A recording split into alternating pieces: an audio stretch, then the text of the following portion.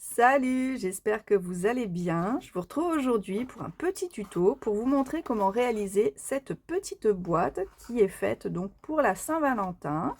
C'est une boîte quand même assez grande, vous voyez, elle fait la taille de ma main, elle fait 14 cm de haut. Donc on a de quoi mettre plein de choses à l'intérieur. Moi j'ai choisi de mettre des petites friandises. Voilà.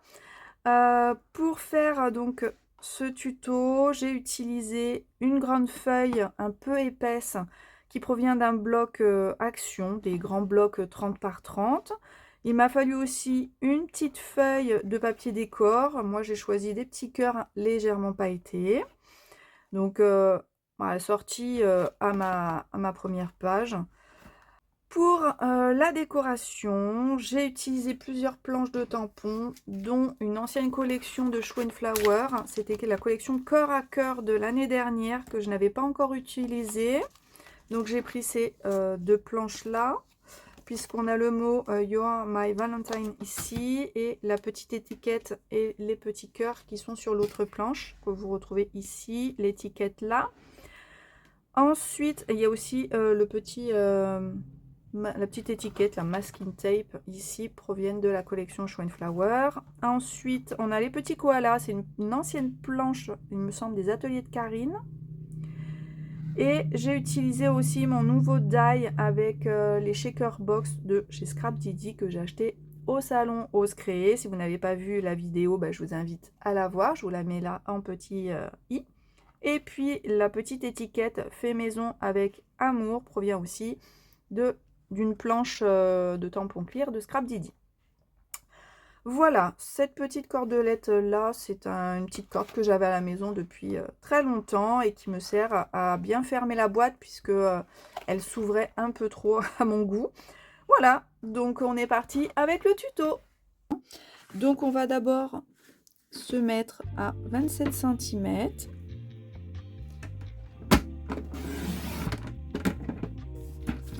Puis on va tourner et se mettre à 26,5.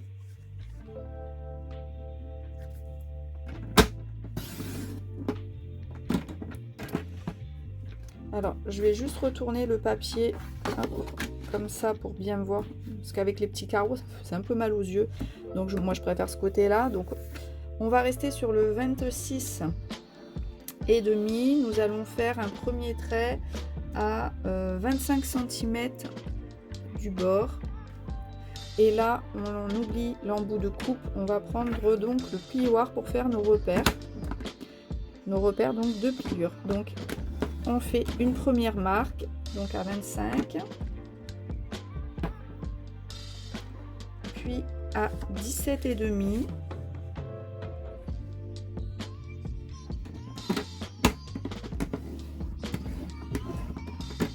à 12,5,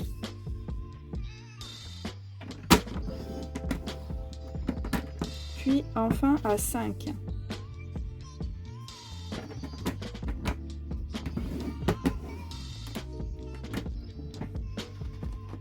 Ensuite, on tourne le papier de façon à avoir le premier repère à 1,5 en haut. Donc, on va se mettre là à 25,5. Un premier repère.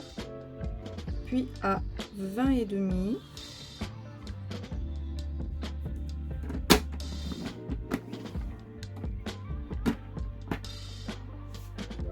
Puis à 6,5.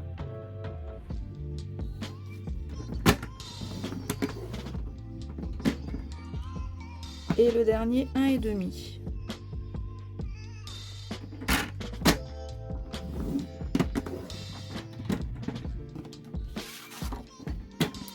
Voilà, nous obtenons donc tous nos traits pour se repérer, faire les plis. Alors, on a oublié par contre de faire quelques repères pour de chaque côté. Donc, on garde notre 1,5 en haut. Nous avons aussi 1,5 sur chaque côté et on n'a rien en bas. Donc là où vous avez le 1,5, c'est vers le haut. Donc 1,5 ici de tracé, un là, rien là. Vous mettez bien dans ce sens-là. Donc, on va se mettre ici à 3 cm. Et nous allons d'abord faire une marque, une pliure sur la première case. Là, vous avez un premier trait. Donc, vous faites un repère. Et ensuite, on en fait un autre au niveau de la deuxième pliure. Et donc, entre la deuxième et la troisième, en partant du bas.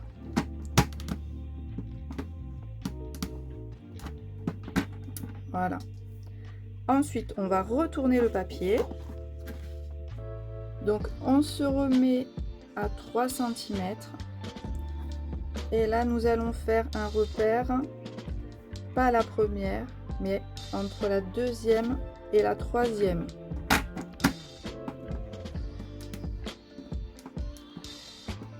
Et la dernière à ce niveau-là, tout en haut.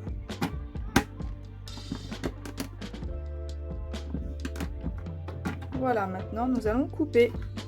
Donc maintenant nous allons prendre la feuille dans ce sens-là, où nous avons des grands rectangles dans ce sens-là.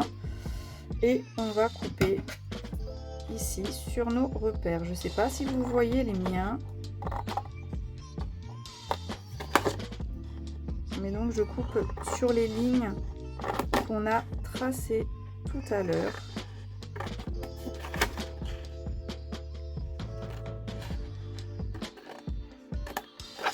Donc là, on peut enlever même comme ça pour faire une petite languette. Ici, vous avez deux traits, je ne sais pas si vous les voyez. Nous allons couper donc au niveau du deuxième.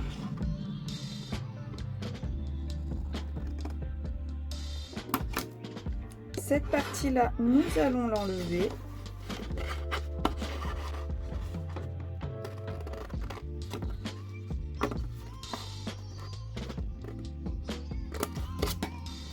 Et ici, on coupe sur le deuxième trait aussi. 1, 2.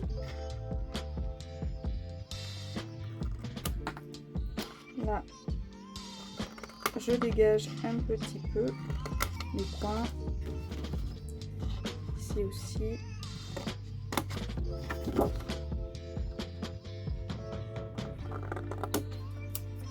Et ici. De l'autre côté, nous allons faire la même chose. Donc, on découpe sur nos traits. Alors, je tremble parce qu'en plus, j'ai pas d'appui. Hein. Je suis debout pour être le plus proche possible de la caméra. Hop. Ce trait-là, je l'ai pas assez marqué.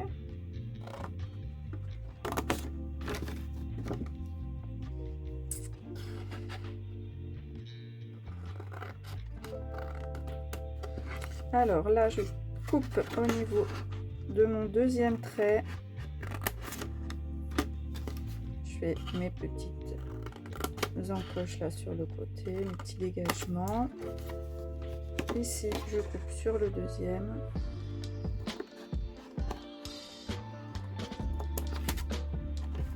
Et ici, en fait, j'enlève tout.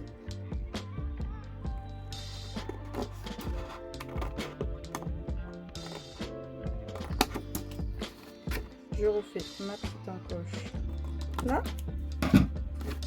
Et voilà ce qu'on obtient. Alors, je vais juste terminer ici.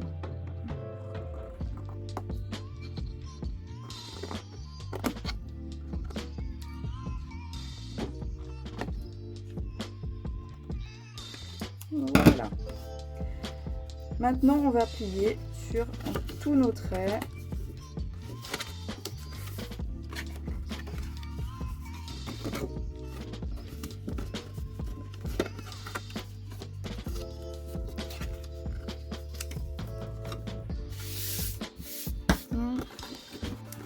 Ici, on a encore un pli.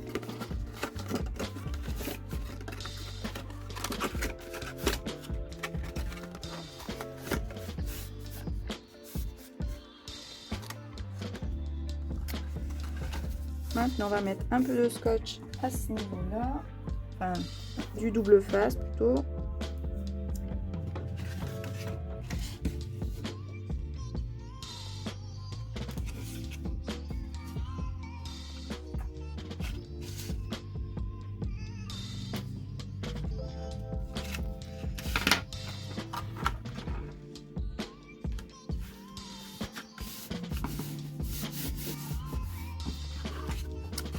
Voilà.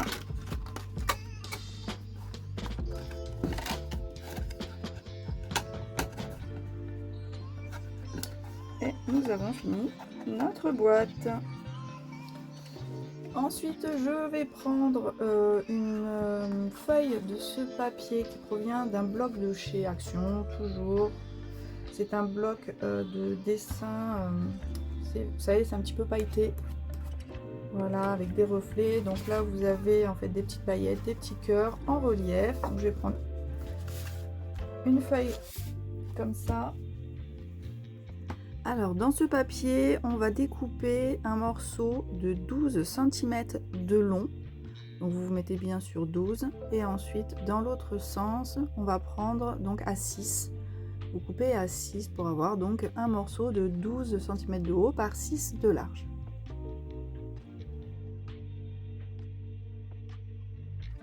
Ensuite, je vais prendre mon nouveau set de die de chez Scrap Didi. Je vais prendre donc le cercle et je vais le mettre sur le bas du papier. Alors, j'ai fait au pif. Voilà, j'ai pas pris de mesure du tout. Mais je l'ai mis en bas de sorte qu'il y ait quand même suffisamment de place pour que le papier recouvre le plastique de la shaker. Et bien sûr, faites en sorte de centrer votre cercle par rapport donc à votre papier. Donc là, j'ai passé dans ma machine de découpe et je vais insérer donc ma shaker. J'ai choisi de mettre dans ma shaker des sequins et quelques paillettes. Donc ça, c'est une boîte de chez Action que j'ai depuis hyper longtemps. Donc j'ai choisi en fait la couleur la plus orangée, enfin celle qui correspondait un peu plus à mon papier. Et puis ces paillettes rouges, voilà, je trouvais qu'elles étaient très jolies. Malheureusement, j'ai eu un souci de caméra, donc vous ne pourrez pas voir le montage. Mais il suffit juste de mettre vos paillettes. J'ai ensuite collé un papier à l'arrière. Et voilà, la shaker elle était faite. C'est quand même très très facile. Ensuite, j'ai pris mes deux planches de tampon Show and Flower que je vais ancrer avec mon encre Versafine clair, le rouge, je crois que c'est rouge tulipe. J'ai choisi un papier un peu épais, mais vous pouvez très bien prendre une feuille un peu plus fine que celle que j'ai pris moi. J'ai dû prendre du 300 grammes, c'était une chute que j'avais. Et puis comme je vais aussi tamponner mes petits personnages et je voulais qu'ils soient en relief en 3D, je voulais que ça se tienne, donc du coup j'avais préféré un papier un peu plus épais. Pour ces tampons, c'était pas nécessaire, mais je suis restée sur la même feuille. Donc j'ai ancré mes deux derniers tampons avec mon encre Versafine noir chouchou. Je l'adore celle-là, elle est parfaite pour avoir tous les petits détails. Et ensuite je vais aussi ancrer mon petit sentiment que je vais mettre à l'intérieur de cette étiquette. N'oubliez pas surtout de bien nettoyer vos tampons clear après avoir ancré, sinon après il reste un petit peu teinté, ce serait dommage. Pour le coloriage donc de ces tampons, j'ai choisi les Prismacolor. J'ai pris trois teintes, le rouge carmin PC 926, le rose PC 929 et le vermillon clair PC 921. Je vais appliquer ma couleur la plus claire au centre de mon cœur pour donner du volume et ensuite les couleurs les plus foncées sur l'extérieur. Sur le premier cœur, j'ai utilisé le rose au milieu et j'ai fait mon dégradé avec le orange puis avec le rouge. Sur le deuxième petit cœur, j'ai gardé que deux couleurs, la plus foncée en extérieur et la orange au milieu, et j'ai appliqué un peu de blanc donc pour blender le tout et pour apporter un peu plus de lumière au centre. Donc pour le dégradé de ces petits cœurs, c'était hyper simple. Encore plus simple pour l'étiquette puisqu'il y aura juste un aplat de couleur rose et c'est tout ce que je vais faire, à part y mettre ensuite des paillettes. Malheureusement là aussi j'ai ma caméra qui a planté, donc vous ne verrez pas, mais bon, j'ai juste appliqué une dose de stickle rose sur cette petite étiquette.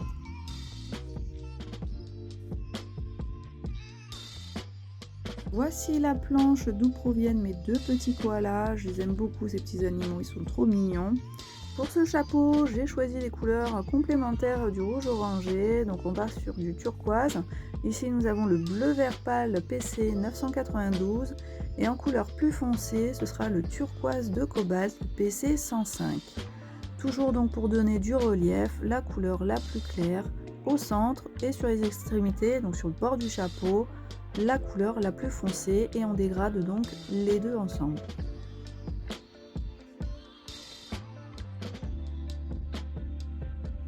Pour l'intérieur des oreilles de mes koalas, je reste sur mon rose de tout à l'heure, le 929. Et au niveau donc du corps, j'ai choisi deux couleurs. Le rose coquillage PC 1093 pour la couleur la plus claire, que je vais donc appliquer d'abord partout sur mes deux personnages. Et ensuite, avec la couleur plus foncée beige de Sienne PC 1080, je vais donc ajouter des zones d'ombre pour ajouter un peu de relief donc à mes deux petits koalas.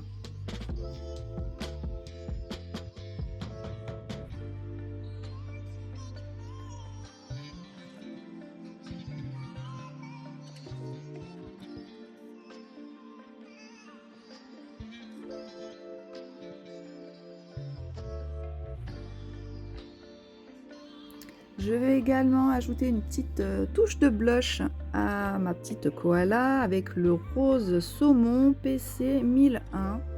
Voilà, histoire de rehausser un petit peu ses joues.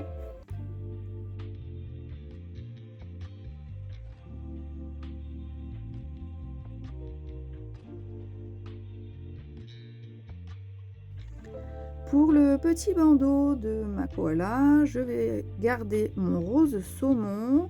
Je vais le mettre plutôt au centre et les couleurs foncées sur les extérieurs. Donc je garde mon combo tout à l'heure avec le vermillon clair et le rouge carmin. Pour l'écharpe, eh bien la même chose. Je reste sur le même combo, mais je vais intensifier un petit peu le rouge carmin.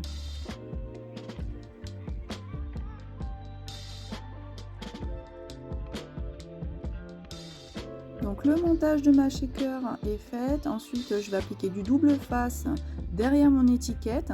Je vais utiliser mon petit embout là, de tout pointu de chez Action, qui était vendu donc dans le kit avec tous les outils. Ça, je vous l'ai montré déjà dans mon haul Action.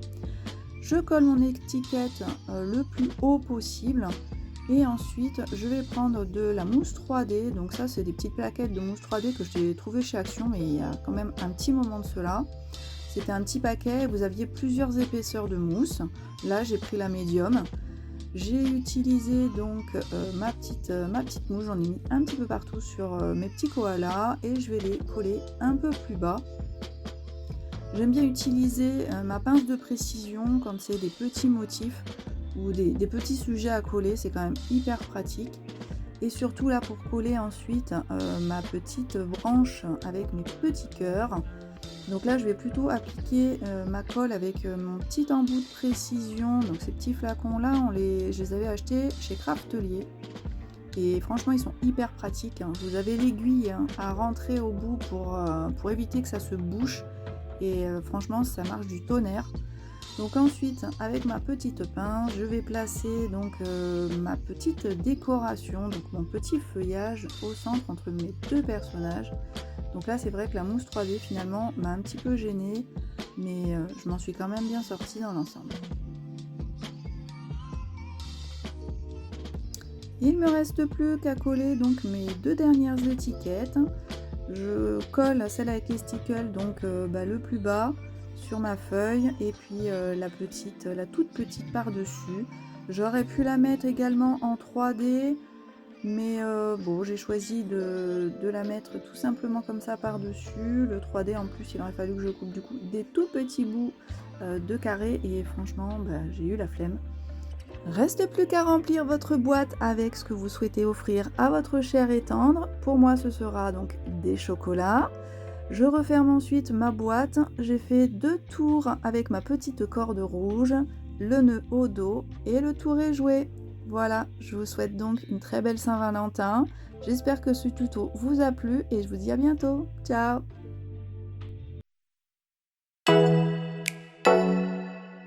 Oh